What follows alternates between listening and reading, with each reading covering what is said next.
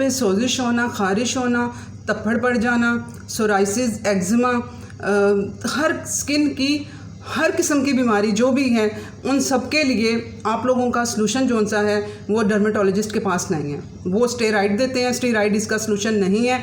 इसके पीछे क्या वजूहात हैं, आप लोगों की खुराक में किस चीज़ की कमी है और किस चीज़ का आप लोगों में इंक्लूड ऐसी चीज़ें की हुई हैं जो आप लोगों को ये इशू करवा रही हैं। जब तक आप वो उन चीज़ों को ऐड नहीं करेंगे जो ज़रूरी हैं और अपनी खुराक से बाहर निकाल के नहीं फेंकेंगे जो ये इशू कर रही हैं, और तब तक आप लोगों का ये मसला हल नहीं होगा। डर्मेटोलॉजिस्ट आपको क्रीम दिए जाएंगे, स्टेरॉइड दिए जाएंगे जो कि इसका सलूशन नहीं है। वो मज़ीद इसको सीवियर कंडीशन में लेके जाएंगे। वो आपके स्टमक का जो गट है वो ख़राब है, आंतें ख़राब हैं, वहाँ पे गुड बैक्टीरिया पहले ही नहीं है। जो इनको ये इश्यूज़ हैं सारे स्किन से रिलेटेड, उनका गट इशू भी आ रहा है, ठीक है। और अब जब डॉक्टर्स उस पर मज़ीद स्टेरॉइड देंगे, उससे मज़ीद जो से हैं वो गुड बैक्टीरिया ख़त्म होंगे, बैड बैक्टीरिया पैदा होंगे, तो वो मज़ीद आपको कंडीशन सीवियर करते जाएंगे। तो इस वजह से आप लोगों ने इसे समझ के इसका ट्रीटमेंट आप लोगों ने करना है। आज के वीडियो में मैं आप लोगों को यही बताने वाली हूँ कि इसको आप लोगों ने सही ट्रीटमेंट के लिए आपने कौन सा सप्लीमेंट इसमें ऐड करना है, बल्कि कौन से सप्लीमेंट ऐड करने हैं। और जो 2 तरह के मैं बताऊंगी, किन लोगों ने दोनों तरह के लेने हैं, किन लोगों ने एक तरह का लेना है, और कौन सी खुराक आप लोगों ने ऐड करनी है और कौन सी खुराक बाहर निकालनी है। ये कंप्लीट इन्फॉर्मेशन देने वाली हूँ। और जितनी भी टाइप की आप लोगों को ये स्किन से रिलेटेड एलर्जीज़ हैं वो उन सब का सलूशन आज के वीडियो में है। इसे आप लोगों ने समझ के करेंगे तो आप लोगों का इशू सॉल्व हो जाएगा। अस्सलाम वालेकुम, welcome to listen your body. मैं अपनी nutrition, exercises, diseases, health study की बेस पे लोगों की हेल्थ को इंप्रूव कर रही हूँ, उन लोगों का लाइफस्टाइल चेंज करा के, उन लोगों की डाइट चेंज करा के। आए आप लोग भी हमारे साथ वीडियोस को सुनें, समझें और अपना लाइफस्टाइल चेंज करें, अपनी डाइट चेंज करें, ताकि आप लोग अपनी हेल्थ को यहाँ से उठा के यहाँ पे ले जाएं। अब यहाँ पे स्किन की बात हो रही है। स्किन की अब जितनी भी टाइप की इश्यूज़ चल रहे होते हैं उसमें क्या हो जाता है कि आप लोगों के जो गुड बैक्टीरिया है, बात गट से शुरू हो रही होती है, आपकी इम्यूनिटी लो होती है। अब इम्यूनिटी के लिए आप लोगों के अंदर विटामिन D3 कम है जो आपकी इम्यूनिटी लो कर रहा है, और आपके अंदर आपके स्टमक में इशू है, वहाँ पे आपका एसिड कम है। जो आप लोगों को गट तक बात जा रही है ना, जिनकी आंतों का इशू हो रहा है, उनके पहला मसला उनके मैदे में है। मैदा यानी कि कहते हैं ना कि एक बच्चा गलती करता है, सज़ा दूसरे बच्चे को मिलती है। गलती यहाँ पे मैदे ने की है, मैदे में मसला शुरू यहाँ पे था, यहाँ की गलती की सज़ा आंतों को मिली। यानी कि अनडाइजेस्टेड खाना, जब यहाँ पे मैदे का तेज़ाब पूरा नहीं था, खाने को हजम कराने के लिए हाइड्रोक्लोरिक एसिड चाहिए होता है जो कि हमारा मैदा खुद प्रोड्यूस करता है। लेकिन हम लोगों के लाइफस्टाइल की वजह से रोटी सिस्टम जो पाकिस्तान इंडिया का है, उस रोटी सिस्टम ने हमारा जो हाइड्रोक्लोरिक एसिड है, जो हमारे मैदे का तेज़ाब है, उसको ख़त्म करके रख दिया है। तो वो वहाँ पे अनडाइजेस्टेड खाना आंतों में जाता है, वहाँ पे जाके फिर वो इश्यूज बन रहे होते हैं। और जब ये ज़्यादा आंतों का बिगाड़ आ जाता है तो फिर वो खाना, अनडाइजेस्टेड खाना लीक होना शुरू हो जाता है ब्लड में, तब बनते हैं तप्पड़ और तब बनती हैं एलर्जीज होती हैं, ठीक है। और सर्दियों में स्किन इश्यूज ज़्यादा हो रहे होते हैं क्योंकि सूरज भी कम निकलता है। और विटामिन D की एक्टिवेशन के लिए, विटामिन D3 के लिए, जहाँ पे विटामिन D3 आप लोगों को अपनी खुराक के ज़रिए या सप्लीमेंट के ज़रिए, मैं अभी डिटेल बताती हूँ क्या करना है, वो चाहिए होता है। वहाँ पर सूरज की रोशनी भी चाहिए होती है उसको एक्टिवेट करने के लिए। इस वजह से सर्दियों में ज़्यादा इश्यूज़ आ रहे होते हैं। तो आप लोगों ने अब इसके क्रीमों के पीछे और इन चीज़ों के पीछे नहीं भागना है, आप लोगों ने अपने जड़ पे काम करना है कि हम लोगों की खुराक में कमी कहाँ पे है। सबसे पहली चीज़ समझें, ये एक ऑटोइम्यून डिजीज़ है। जो स्किन डिजीज़ है, सोराइसिस, एक्जिमा, इसमें क्या होता है, फंगस, बैक्टीरिया, वायरस, इनकी वजह से ये होता है। आपके जिस्म में ये चीज़ें ग्रो की हुई हैं, आपके मैदे में, आपकी आंतों में ये bacteria, viruses, funguses, yeast grow किए हुए हैं जो आपको नज़र तो नहीं आ रहे, आपके सिस्टम के अंदर हैं। तो ये सोराइसिस और एक्जिमा को करवा रहे हैं, इशू करवा रहे हैं। जब वो ख़त्म होंगे ना, तो अब उनको ख़त्म किस तरह से करना है, जिनकी बॉडी में मॉइस्चर ज़्यादा है वहाँ पर यीस्ट वगैरह ये चीज़ें पैदा होती हैं। अब इनको ख़त्म आप लोगों ने किस तरह से करवाना है कि आप लोगों के जो से विटामिन D आप लोग डेफिशिएंट हो जाते हैं। और इसके अलावा डाइट में क्या है, आपने क्या इंक्लूड किया हुआ है, कह लो कि आप डेयरी प्रोडक्ट्स में, सभी नहीं बताती हूँ मैं, आप लोगों ने जो डेयरी प्रोडक्ट में आ जाता है दूध, इसमें जो इशू कर रहा होता है दूध, पनीर, चीज़, ये 3 चीज़ें इस बीमारी की जड़ है। जो जड़ बन गई ना, क्योंकि अगर आपका मैदा इसको हज़म कर लेता तो कोई इशू नहीं होना था। अब आपके मैदे में तेज़ाब भी कम है, ऊपर से इनमें जो केमिकल और वो सारी चीज़ें हार्मोन्स लगाए जाते हैं जानवरों को, तो वो उसकी वजह से ये इशू कर रहे होते हैं कि हमारा मैदा उसको डाइजेस्ट नहीं कर पा रहा होता है। तो इस वजह से ये फिर सर के ऊपर भी, जो स्किन के ऊपर, सर की स्किन के ऊपर भी वाइट सी वो खुश्की आ जाना, इसके अलावा वो सारी स्किन यहाँ पे धब्बे यूँ इस तरह से सारे के सारे धब्बे यहाँ पे पड़ जाना, पूरी की पूरी स्किन वाइट सा पोर्शन होके यूँ खारिश होके, तो वो इस तरह से इश्यूज़ हो जाना। बच्चों में ये हो रहे हैं, बच्चे मेरे पास कंसल्टेंसी के लिए बच्चों को आ रहे हैं कि जिनके साथ ये इशू सारे चल रहे हैं। तो वो इनका इशू क्या है, दूध, ये इसमें लैक्टोज पाया जाता है, वो ऐसा प्रोटीन जो काबिल हज़म नहीं है। जो गांव के लोग हैं वो मेरा वीडियो अगर कोई सुन रहा है तो वो अगर उनको हज़म हो रहा है दूध, अगर वो अपनी गाय भैंसों को हार्मोन्स नहीं देते हैं तो वो डाइजेस्टेबल होगा। वो कहेंगे हम तो हज़म कर रहे हैं। उसकी रीज़न ये है कि आप लोग चारा देते हो अपनी गाय को, ठीक है, यहाँ पे वंडा दिया जाता है, आप लोग हार्मोन्स नहीं लगाते हो। यहाँ पे हार्मोन्स लगाए जाते हैं ताकि गाय का दूध जौन सा है वो बढ़ोतरी करे। जो गाय का बच्चा वो दूध पिएगा तो वो जल्दी से बढ़ेगा, तो वो उसे सेल करेंगे और ज़्यादा उनका कारोबार वो चलेगा। तो वो हार्मोन्स आप लोगों ने नहीं लगाए हुए, इसलिए आप लोगों के बच्चे और आप लोग हज़म कर पा रहे हो।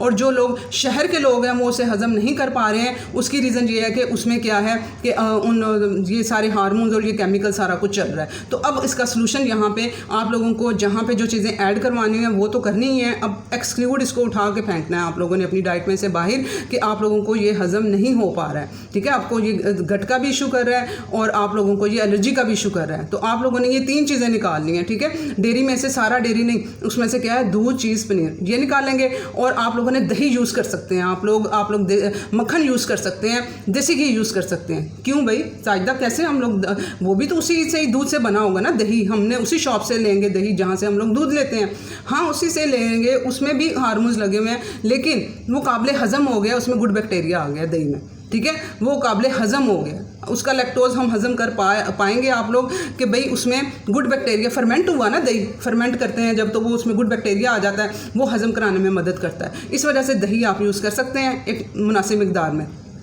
मक्खन खुला यूज़ कर सकते हैं। मक्खन में क्या आ जाता है, उसमें वो एक तो फर्मेंट करके दही से बनता है मक्खन, और जो वो मक्खन ज़्यादा अच्छा होता है जो दही से बनेगा, ठीक है, वो फर्मेंट हुआ होगा। तो वो मक्खन के में क्या है, वो गुड फैट है, ठीक है, वो अब प्रोटीन उसमें से निकल गया।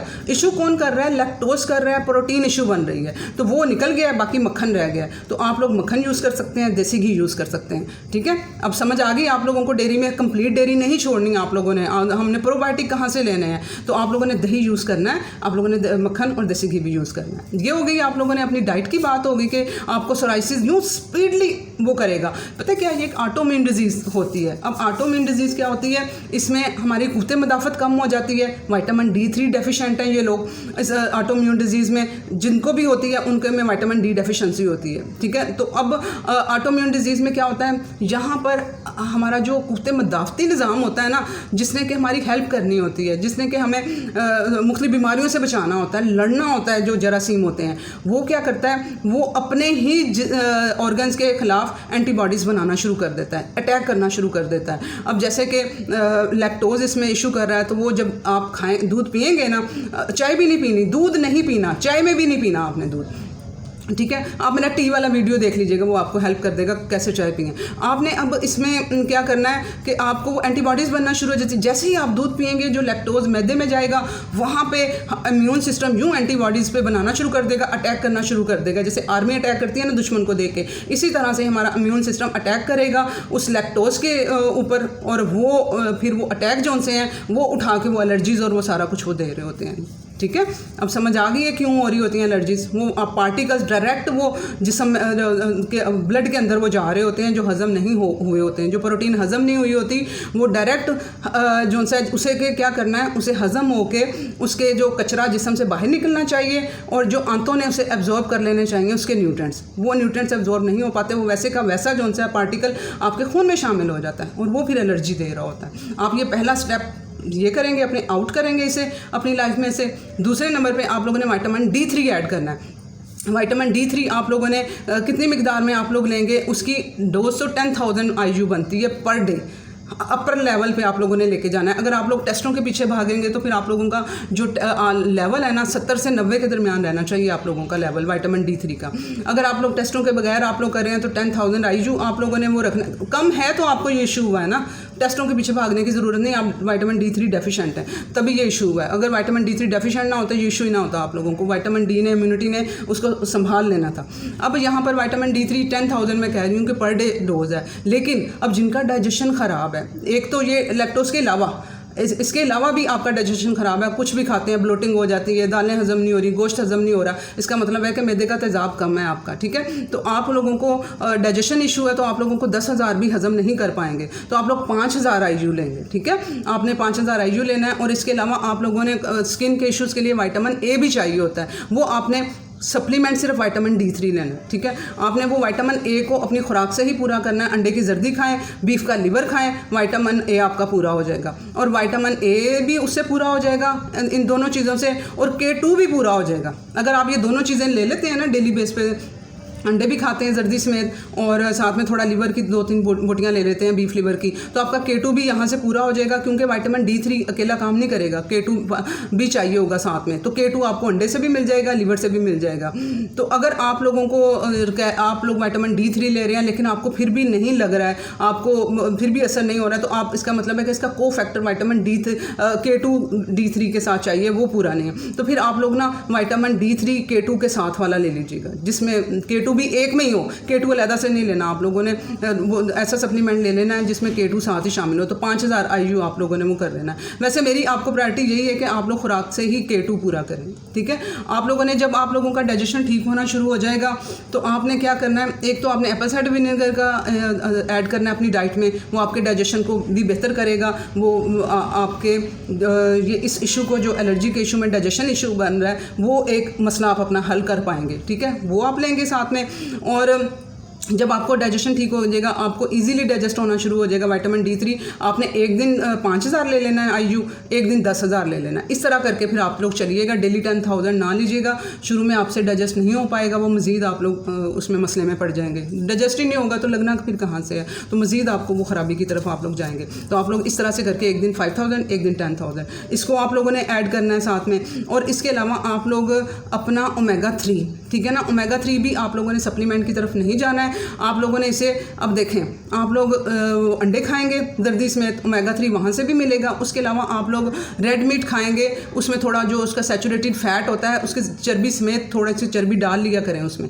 सैचुरेटेड फैट होता है, और वो रेड मीट आप लोगों को ओमेगा-3 भी पूरा करवा देगा, ठीक है। आप लोगों ने वो उसके थ्रू भी आप लोगों ने इसे पूरा करना है। आप लोगों ने अखरोट ले लेने हैं, कुछ वहाँ से भी पूरा हो जाएगा, जो अच्छी क्वालिटी का रेड मीट से आप लोगों को भी मिल जाएगा। तो वो प्लांट बेस है, वो इतना जिस समय जज़ब नहीं हो पाता जितना स्पीडली ये जज़ब हो पाता है। तो आप लोगों ने डाइट से पूरा करना है। तो जब आप लोगों का लगे कि विटामिन D3 भी ले रहे हैं और हम लोग डाइट में भी ये ऐड किया हुआ है, फिर भी थोड़ा इशू आ रहा है, तो फिर आप लोग जो सा है ओमेगा-3 की तरफ आप लोगों ने जाना है। उसके लिए कोड लिवर ऑयल ले लीजिएगा 500 mg पर डे, ठीक है। वो भी आप एक दिन ऑफ करके एक दिन ले लें, एक दिन ऑफ कर लें, ठीक है। सप्लीमेंट्स के मैं हक में नहीं हूँ। अगर ये डाइट से चीज़ें पूरी हो पाए ना, मैं कभी भी आप लोगों को ये साथ में विटामिन D3 अगर डाइट से हो पाता ना, मैंने कभी भी नहीं कहना था कि वो खाएं। तो ओमेगा-3 आप लोग कोशिश करें डाइट से पूरा करें। अगर नहीं हो पाता पूरा तो फिर आप लोग 1 डे ऑफ करके लेंगे। आप लोगों ने रोज़ाना नहीं लेने 2-2 सप्लीमेंट, और दिन में नहीं लेना है, ताकि ये हज़म हो जाए। और नाश्ते के 1 घंटे बाद आप विटामिन D3 लीजिएगा, और दोपहर के खाने के साथ आप लोग ओमेगा-3 ले लीजिएगा, जिस दिन लेना होगा।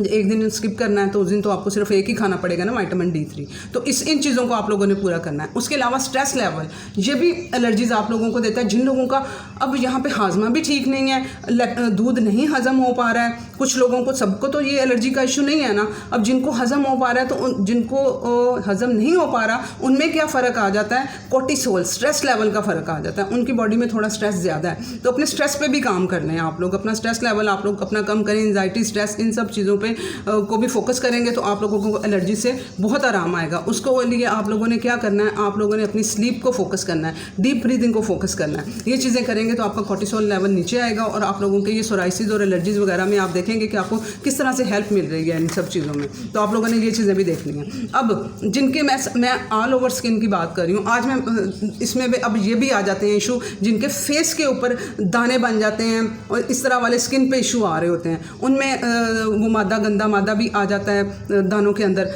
वो वजह किस वजह से बन रहे हैं कि ये पीछे ये सारी रीज़न हैं और प्लस उन लोगों की बॉडी में गुड फैट की कमी है। अब और वो लोग ज़्यादा फिर मुंह और धो रहे होते हैं, उससे क्या होता है ज़्यादा फैट आ रहा होता है, ज़्यादा दाने बन रहे होते हैं। जब वो फेस वॉश करते हैं ना तो ब्रेन को सिग्नल जाता है कि क्योंकि अंदर से तो खुश्की है ना उनके जिस्म में, ब्रेन को सिग्नल जाता है कि यहाँ पे ड्राइनेस है, वो फिर बॉडी और वो जो रिलीज़ करती है ऑयल, इस वजह से उनके फेस पे बार बार ऑयल आता है। तो वो क्योंकि अंदर से खुश्की है उनके, तो उनका सलूशन क्या है कि उन लोगों ने बार बार मुँह धोने की बजाय फेस को 2 मरतबा धोया करें। ये मैंने बाकी वीडियोज़ में भी सब कुछ बताया हुआ है फेस से रिलेटेड।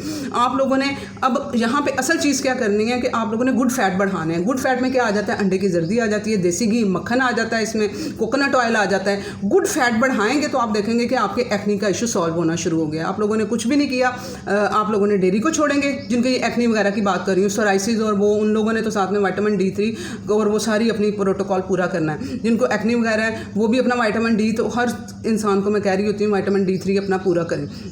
मेरा विटामिन D3 डोज वाला वीडियो भी सुन लीजिएगा, डेफिशिएंसी वाला भी सुन लीजिएगा। आप लोगों को पता भी चल जाएगा कि जो नॉर्मल लोग हैं जिनको स्किन के इश्यूज़ नहीं हैं लेकिन उनको विटामिन D3 डेफिशिएंट है, वो कैसे पता चलेगा। वो मेरे सारे वीडियोस विटामिन D पे मैंने बहुत काम किया हुआ है। आप लोग वो सब वीडियो सुने, आपको अंडरस्टैंडिंग होगी कि आपकी बॉडी कहाँ पर खड़ी है। तो आप लोगों ने अपना क्या करना है, गुड फैट ऐड करने हैं। गुड फैट बॉडी के अंदर जाएंगे तो वो सिग्नल जाएगा कि अंदर फैट पूरा है, तो आप लोगों को एक्स्ट्रा ऑयल नहीं आएगा। एक्स्ट्रा ऑयल नहीं आएगा फेस के ऊपर तो आपके एक्नी भी नहीं बनेंगे, ना ही वो गंदे मादा वगैरह उसमें उनमें आएगा। तो ये आपको बहुत हेल्प करेगा। इसके अलावा ये जो मैंने पूरा प्रोटोकॉल बताया है उसके लिए, सोराइसिस वगैरह के लिए यही प्रोटोकॉल उनके लिए भी है जिनकी स्किन में धब्बे पड़ जाते हैं, ठीक है, फेस के ऊपर भी धब्बे पड़ जाते हैं। तो वो विटी लोगों से कहते हैं, और उसमें क्या होता है, मेलाटोनिन हार्मोन होता है, वो उसकी प्रोडक्शन कम या ज़्यादा वो हो जाती है हार्मोन की, तो उसकी वजह से वो इशू बन रहा होता है, ठीक है, उसकी कम हो जाती है उसकी प्रोडक्शन। वो भी ऑटोइम्यून डिजीज़ है, तो ये भी ऑटोइम्यून डिजीज़ है। यही प्रोटोकॉल उनके लिए भी होगा। उस पर अलग से वीडियो कंप्लीट है मेरा, वो लोग भी सुन लें जिनकी स्किन के ऊपर धब्बे हुए हैं, वो वीडियो भी हमारा वो सुन ले। छाइयों वाला भी वीडियो है।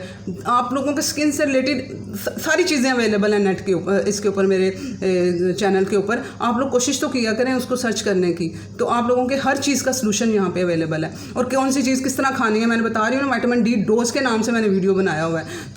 तो वो ये सारी चीज़ें समझ के आप लोग इम्प्लीमेंट करें तो आप लोगों को किसी डॉक्टर की, किसी स्टीरॉइड की, किसी डर्मेटोलॉजिस्ट पे पैसा खर्च करने की ज़रूरत नहीं पड़ेगी। आप खुद देखेंगे कि दिनों में आपके इशू सॉल्व होना शुरू हो गए। जिनके छोटे बच्चों का इशू है वो लोग भी ये सारा ट्रीटमेंट करें, उनका दूध छुड़वाएं। वो माएँ कहेंगी कि हम दूध जो उनसे वो किसी बच्चों को क्या दें, जो छोटे बच्चे हैं जो दूध पीते हैं 1 साल 1.5 साल के, तो उनको एलर्जीज़ हो रही हैं। तो वो आप लोग मेरा मिल्क सोर्स के नाम से वीडियो है वो देखें, वो वाला दूध दें बच्चों को। अब प्लीज़ इसे शेयर करें, बहुत से लोगों को ज़रूरत है। अल्लाह हाफ़िज़।